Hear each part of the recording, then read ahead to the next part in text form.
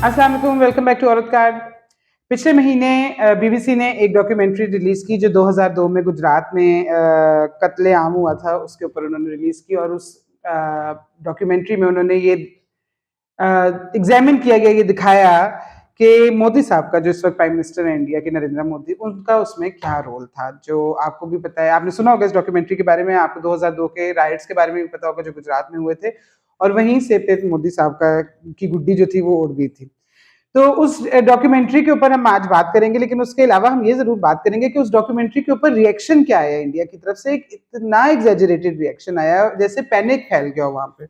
Panic या वो उनको बहुत ज़्यादा गुस्सा चढ़ गया क्योंकि मोदी साहब की इमेज को कोई खराब उस तरह नहीं कर सकता। पहले मैम बेनज़ीर आप ज़रा बता देंगे कि 2 पार्ट्स की डॉक्यूमेंट्री थी, तो फर्स्ट पार्ट जो था उसको समराइज़ अगर हम करें तो what was it exactly about and second part में क्या था? देखिए, पहले पार्ट में जो पहला एपिसोड था वो ज़्यादातर था जो गुजरात में राइट्स हुए 2002 में। उसमें नरेंद्र मोदी तब चीफ मिनिस्टर थे, तो उनका क्या किरदार था, वो कितने मुलव्वस थे जो सारी कत्लेआम उस वक्त हुई। जो दूसरा पार्ट है उसमें वो आपको बताता है कि जो गुजरात का वाक़या है वो एक अनोखा वाक़या नहीं था। जब नरेंद्र मोदी बाद में इंडिया में वहाँ के वज़ीर आज़म भी बने, तो वो मुसलमानों के खिलाफ नफ़रत फिर भी फैलाते रहे और उस वक्त उन्होंने कानून भी लाए, जैसे उनका सिटीजनशिप अमेंडमेंट बिल था वो लाए, जो एक स्पेसिफिकली जिन्होंने टारगेट किया मुसलमानों को। उसके बाद उन्होंने एक नेशनल रजिस्ट्री ऑफ सिटीजन्स भी बनाने की कोशिश की उस पर, जो लेकिन जो एक बड़ी इंटरेस्टिंग चीज़ इस डॉक्यूमेंट्री की थी और इंडिया के बारे में भी है कि जो रेजिस्टेंस आई मुसलमानों की तरफ से भी और इंडियन शहरी जो हैं उनकी तरफ से भी आई, कि जिस तरह वो सड़कों पर निकले, उन्हें एहतजाज किया। मैं तो कहूँगी निताशा कि ये एक जब पहला जो एपिसोड है ख़ास तौर पे, वो बड़ा एक डैमनिंग सबूत है कि किस तरह नरेंद्र मोदी ने रियासती इदारों को इस्तेमाल करके नफरत फैलाई पहले मुसलमानों के खिलाफ, और फिर जब उनका कत्ल हो रहा था तो इन्हीं रियासती इदारों को रोका और उनको मदद नहीं करने दी उनकी। और जिस तरह सुप्रीम कोर्ट बाद में, इंडिया की जो सुप्रीम कोर्ट है, वो उनकी मदद करने आई और जिस तरह उन्होंने एक के बाद एक जो मुलविस थे इसमें लोग, उनको क्लीन चिट दे दिया। जिसमें जैसे उसमें वो बताते हैं डॉक्यूमेंट्री में, जो पहला एपिसोड है, कि जो कुछ पुलिस अफसरान थे जो इसमें मुलविस भी थे, वो बाद में उठ के खड़े हुए और उन्होंने कहा कि ऐसा हुआ और हमें रोका गया, और ख़ास तौर पे जो चीफ मिनिस्टर थे नरेंद्र मोदी, उन्होंने हमें रोका कि आपने जाके मुसलमानों की मदद नहीं करनी। उन पुलिस अफसरान के बारे में सुप्रीम कोर्ट ने कहा कि ये तो कोई बहुत बड़ी साजिश का हिस्सा है, और दूसरे दिन जाके उनको गिरफ्तार कर लिया गया। इसी तरह कुछ बीजेपी के अंदर से कुछ सियासतदान भी खड़े हुए, जैसे हरी पांड्या, वो खड़े हुए और उन्होंने कहा कि मैं उस मीटिंग में मौजूद था जहां पे नरेंद्र मोदी ने ये कहा पुलिस से कि आपने नहीं जाना, आपने, हाँ। और उनके बारे में सुप्रीम और उनके बारे में अदालतों ने कहा कि ये झूठ बोल रहे हैं। खैर, उनका कत्ल हो गया और आज तक हमें नहीं पता कि कैसे हुआ, कि किसने किया। अच्छा, लेकिन जो जो इस डॉक्यूमेंट्री में जो एक और चीज जिसपे बार बार जोर दिया गया था, वो ये कि तकरीबन 3 तहकीकाती रिपोर्ट्स तैयार हुई इस वाकये के बारे में, बल्कि 4। एक ब्रिटानिया की हुकूमत ने खुद एक कॉन्फिडेंशियल रिपोर्ट बनाई और उन्होंने उसको कभी रिलीज नहीं किया, अब उसके कुछ टुकड़े निकले हैं। उसके अलावा यूरोपियन यूनियन ने एक रिपोर्ट की, इन्वेस्टिगेशन की। उसके बाद इंडिया के अपने शहरियों ने एक सिटीजन्स ट्राइब्यूनल बनाई इन्वेस्टिगेट करने के लिए कि गुजरात में क्या हुआ। और एक जो चौथी थी वो थे सहाफ़ी, वो गए अंडर कवर और उन्होंने जाके रिकॉर्ड की और उन लोगों से बात की जिन्होंने कत्ल किया, जिसमें एक बड़ी खौफनाक सी वीडियो थी। अगर आपने डॉक्यूमेंट्री देखें तो एक शख्स है जो कैमरे के अंदर देख के कह रहा है कि हाँ, मैंने एक मुसलमान प्रेग्नेंट औरत को कत्ल किया, चीर दिया, क्योंकि मैं मैसेज भेजना चाहता था कि मुसलमानों के साथ यही होगा।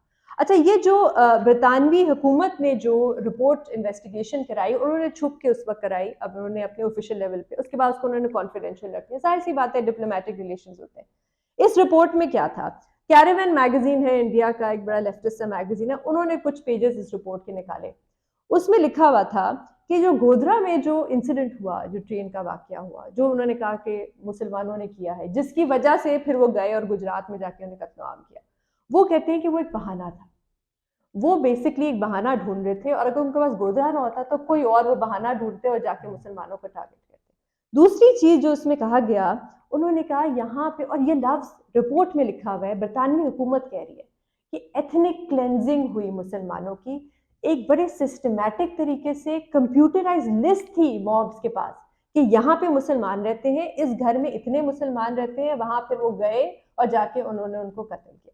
तो ये सारी एविडेंस जो है, ये सारी इस डॉक्यूमेंट्री में, इन दोनों हिस्सों में इस पे बात। हाँ जी, मैमल वैसे मेरा एक क्वेश्चन था, उसको देखते हुए मेरे दिमाग में आ रहा था कि मोदी गवर्नमेंट इतना क्यों रिएक्ट कर रही है, उसको छुपाना क्यों चाह रही है? डोमेस्टिकली अगर देखा जाए तो मोदी को तो वोट ही इस चीज के मिलते हैं। हाँ, पहले अगर रीमा इस पे ये बता दे कि इन्होंने क्या किया सेंसरशिप के लिए, जिस तरह जो इस फिल्म को, उसके बाद फिर मैं रिएक्शन के ऊपर आता हूँ। अच्छा, तो ये डॉक्यूमेंट्री आई, आपका क्या ख्याल है? इंडिया जो है, मतलब आपका भी जो सवाल है, जनरली जब इंटरनेशनल स्क्रूटिनी होती है, इंडिया बहुत डिफेंसिवली हो एक्ट जाता है, करता है, yes. और उस डिफेंसिवनेस को वो बहुत अग्रेसिव पॉस्चरिंग करते हैं कि आप होते कौन हैं, हमारे जो इंटरनल मैटर्स हैं उस पर बात करने वाले, और हम आगे जाके बात करेंगे वो क्या रीजंस देते हैं।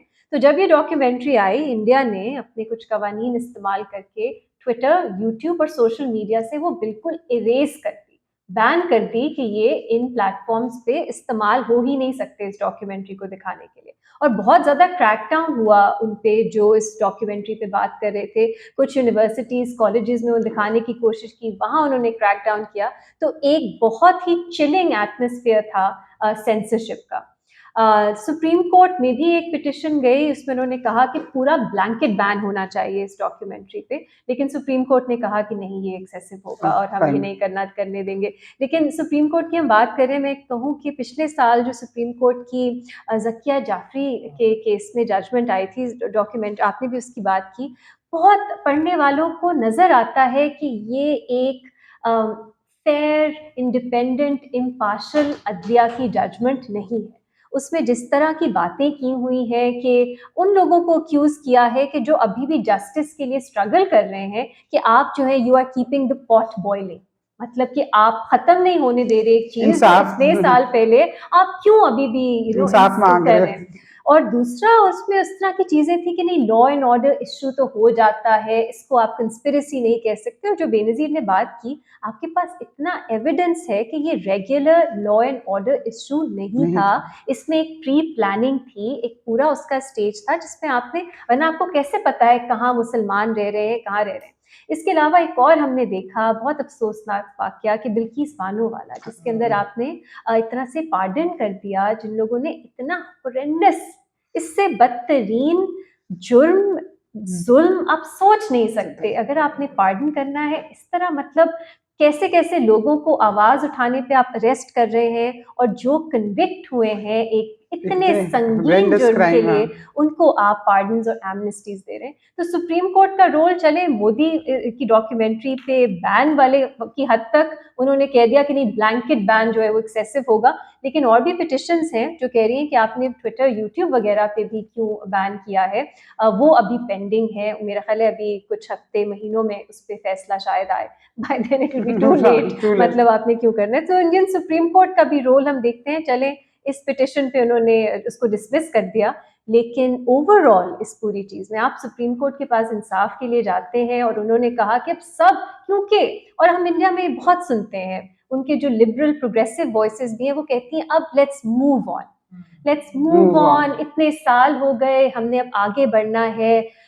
How can you move on जब तक कोई जस्टिस, कोई अकाउंटेबिलिटी नहीं होती, और जो लोग मुलविस थे उन जुराइम में वो सेलिब्रेट हो रहे हैं आजकल। I don't think anyone can move on from something as tragic, as traumatic, as horrific. अच्छा, आपने बैन की बात की, मैं सिर्फ छोटी सी यहाँ पे बात करूँ, मैं पढ़ रही थी कि टेलीग्राम एक सोशल मीडिया ऐप है ना, उस पे लोग भेज रहे थे पठान HD, आप उसको जब डाउनलोड करें तो वो ये डॉक्यूमेंट्री। अच्छा नताशा, जो आपने सवाल किया ना कि क्यों इतना सख्त रिएक्शन आया कि इमरजेंसी पावर्स इस्तेमाल करनी पड़ी या IT रूल्स के अंदर, और फिर इस तरीके से जो एक रिएक्शन उनकी गवर्नमेंट का, उनकी ME है जो उनकी फॉरेन मिनिस्ट्री है, उधर से आया कि ये एक तो प्रोपेगेंडा पीस है और ये कॉलोनियल माइंडसेट, क्योंकि जो BBC ने किया तो ये उसी का हिस्सा है, और भी उन्होंने इस तरह की बहुत सारा जो है वो रिएक्शन दिया। तो उसकी एक वजह है, उसकी बहुत बड़ी वजह ये है कि जो मोदी हैं उनको अपने वेस्ट के अंदर जो इमेज है ना, वो उसको बहुत प्रोटेक्ट करने का शौक है और ग्लोरीफाई करने का शौक है। तो ये जो एक वेस्टर्न प्रेस ने यानी कि इतनी बड़ी 2 पार्ट सीरीज कर दी जिसकी इतनी कंट्रोवर्सी भी बनी, और बड़ी डैमनिंग सीरीज, और इंग्लिश लैंग्वेज में इसके अंदर कुछ भारतीय सहाफ़ी ये भी कहते हैं कि अगर यही उनकी अपनी लोकल अंग्रेजी प्रेस के अंदर आती है इस तरह की कोई चीज़, तो शायद इस तरह का रिएक्शन ना आता, क्योंकि इस तरह से उनकी फॉरेन मिनिस्ट्री भी रिएक्ट कर रही है, उनके अपने लोग भी कर रहे हैं, फिर जिस तरह से बैन कर दिया गया ऑनलाइन, ये इस वजह से है क्योंकि बीबीसी ने की है। और ये तो क्रेडिबल इदारा भी है, फिर ये है कि सारी दुनिया जो है वो बीबीसी की तरफ देखती भी है, वो उसको सीरियसली भी लेती है, तो एक ये बहुत बड़ी वजह है। अच्छा, दूसरी चीज़ मैं इसके अंदर कहूँगी कि जो जिस तरीके से ये बड़ी डॉक्यूमेंट्री बड़ी इंटरेस्टिंग इस तरीके से है कि उन्होंने एक तो उसका पास दिखाया है मोदी का 2002 वाला, जो कि बिल्कुल जेनोसाइड हुई थी, सबको पता है इस चीज़ का। फिर उन्होंने कहा कि उसकी राइज़ उन्होंने आहिस्ता-आहिस्ता किस तरह, और जब 2014 में वो आते हैं, 2014 से 19 तक उनकी फर्स्ट टर्म में क्या होता है, वो उन्होंने उसमें दिखाया है बीफ लिंचिंग्स के ऊपर। 2 लोगों का उन्होंने, एक अखलाक थे और एक जो थे अलीमुद्दीन थे, इन 2 के केसेस उन्होंने काफ़ी हाईलाइट किए। फिर वो दिखाते हैं ऐसा-ऐसा कि 2019 आ जाता है, और 2019 के अंदर यही जो दिल्ली राइट्स हुए थे सीएए की प्रोटेस्ट के अंदर, और उसके अंदर क्या हुआ कि इवन पुलिस वाले मुसलमान लड़कों को मार रहे हैं और उनको कह रहे हैं कि नेशनल एंथम पढ़ो, यानी कि जो इंडिया का है, और वो गाओ, और मतलब बेसिकली उनकी उनके पेट्रियटिज्म को क्वेश्चन कर रहे हैं। और उनमें से एक लड़का 23 साल का फैजान जो है, वो 4 दिन बाद मर भी जाता है, और उसकी माँ जो है वो आज तक she is looking for justice, और उनके बड़े पावरफुल उसके अंदर सारे सॉर्ट्स भी थे। तो उन्होंने कनेक्ट किया है कि ये मोदी की rise from RSS, then as CM Gujarat, then as prime minister of India, then his second term, कितना यानी कि हेट क्राइम के ऊपर उसकी साइलेंस है, और किस तरीके से सब चीज जो है वो वाइट वॉश करती जाती है। एक चीज मैं जरूर कहूंगी, एक क्रिटिसिज्म इस डॉक्यूमेंट्री पे हुआ है, और वो ये है कि जो बीजेपी की खासतौर पे 2 वॉइसेस जो इन्होंने उसके अंदर जो इन्होंने एक्सपर्ट्स या वो जो उनकी बात कर रहे हैं, तो उनको बहुत ज्यादा जो है वो दिखाया गया है इसके अंदर। और ये सवाल भी किया गया कि क्या किसी और जेनोसाइड जैसे रवांडा में हुई थी कोई, क्या इस तरह की डॉक्यूमेंट्रीज बनेंगी कि जिसमें आपने जिन्होंने एक उनको जस्टिफाई जो कर रहे हैं, आप उनको इतनी ज्यादा आवाज देंगे। ये एक इसके ऊपर जरूर क्रिटिसिज्म मैंने पढ़ा था, तो मैंने कहा मैं जरूर शेयर करूं, लेकिन अदरवाइज बहुत पावरफुल डॉक्यूमेंट्री है, बहुत powerful, it's very well made.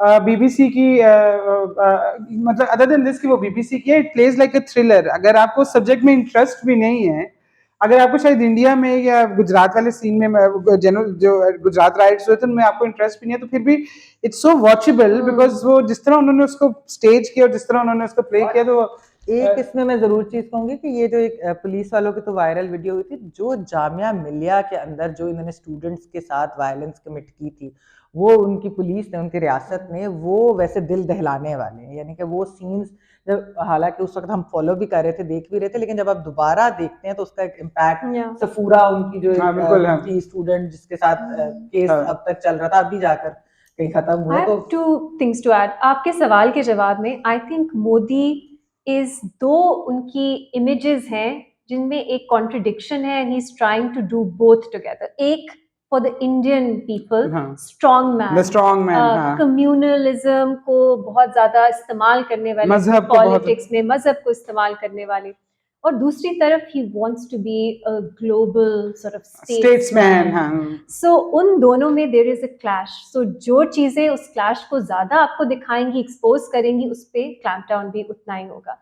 दूसरा, जो रिएक्शन इंडिया से, I was a bit disappointed. होना नहीं चाहिए था, एक्सपेक्ट करना चाहिए था कि बहुत से लिबरल जर्नलिस्ट उन्होंने कंडेम किया इस डॉक्यूमेंट्री को, और उनका लॉजिक ये था कि कुछ लोगों का ये लॉजिक था, एक्चुअली हंसी आती है, क्योंकि इंडिया इतना डेवलप कर रहा है, पूरी दुनिया जो है वो देख रही है, और वो जेलस हैं, और वो कहते हैं चले हम मोदी और इंडिया को डिमोनाइज करते हैं कि कहीं वो हमें बीट ना कर दें। सच से डिमोनाइज हो रहे हैं।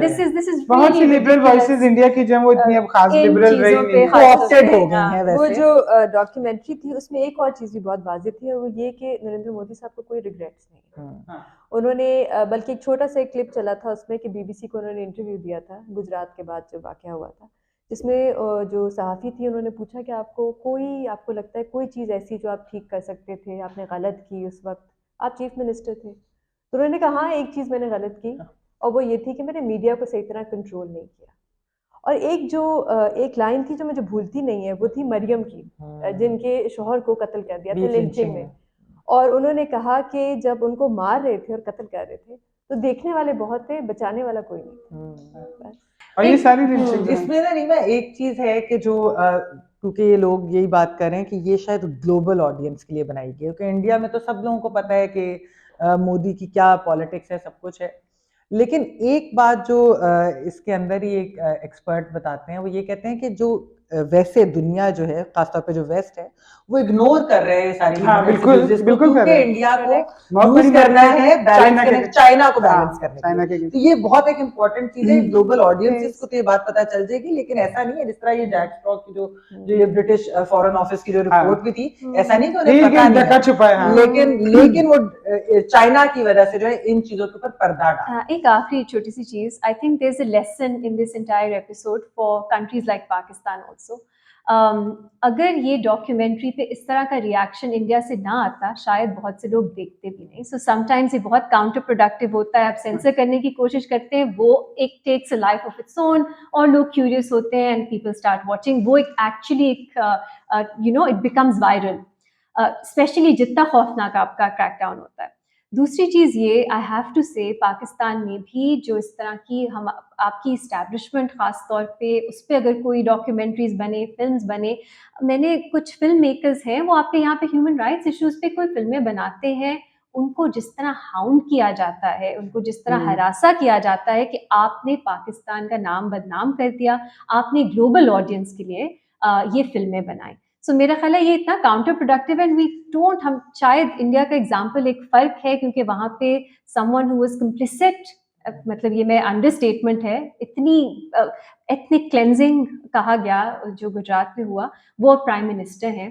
लेकिन पाकिस्तान में भी हमारी इस्टेब्लिशमेंट हमेशा रहती है जो स्ट्रिंग सारी पुल करती है, और उनके भी ह्यूमन राइट्स वायलेशंस के जो केसेस हैं उस पर क्या हम बात कर सकते हैं? अगर इस तरह की डॉक्यूमेंट्री बने, क्या पाकिस्तान में उसको दिखाने की इजाज़त होगी? और जो लोग काम कर रहे हैं इस तरह की चीज़ों पे, उनको किस तरह ट्रीट किया जाता है? I think something for all of us to think about, क्योंकि इट्स नॉट, ये एक्सेप्शनल होगा द स्केल ऑफ वायलेंस, लेकिन ये जो सेंसरशिप है ये एक्सेप्शनल नहीं है। ये बहुत से ममालिक में हम देखते हैं, and I have a feeling कि हमारी रियासत भी कोई डिफरेंटली रिएक्ट नहीं करेगी। मेरा ख्याल है इसका एक और सबक भी था इसके अंदर जो हमारे लिए और किसी भी और मुल्क के लिए भी हो सकता है, और वो ये है कि जब नाहक खून बहेगा तो वो कभी ना कभी तो बोलेगा। और वो यहाँ पे आप बहाओ, चाहे आप इंडिया में बहाओ, चाहे अमेरिका में बहाओ, जहाँ भी बहाओगे, वो किसी ना किसी दिन तो बोलेगा। आप गुजर जाओगे उस टाइम से, लेकिन वो तारीख जो है, हिस्ट्री, वो आपके कहने पे नहीं लिखी जाती, वो सच पे लिखी जाती है। उसको लिखने के लिए अब तो बहुत लोग हैं, अब तो सोशल मीडिया वो भी एक तारीख लिख रहा होता है। तो जो रियासतें जुल्म और जबर करती हैं या ऐसे जुल्म और जबर करने वालों को बहुत बढ़ा चढ़ा के करती हैं, तो उनको भी ये सोचना चाहिए कि सच छुपा हुआ नहीं रहता। अगर आपको हमारी वीडियो पसंद आई है तो प्लीज लाइक कीजिएगा, चैनल औरत कार्ड पर सब्सक्राइब कीजिएगा। मंडे को 7 बजे हम अगली वीडियो डाल देंगे। थैंक यू फॉर वॉचिंग औरत कार्ड।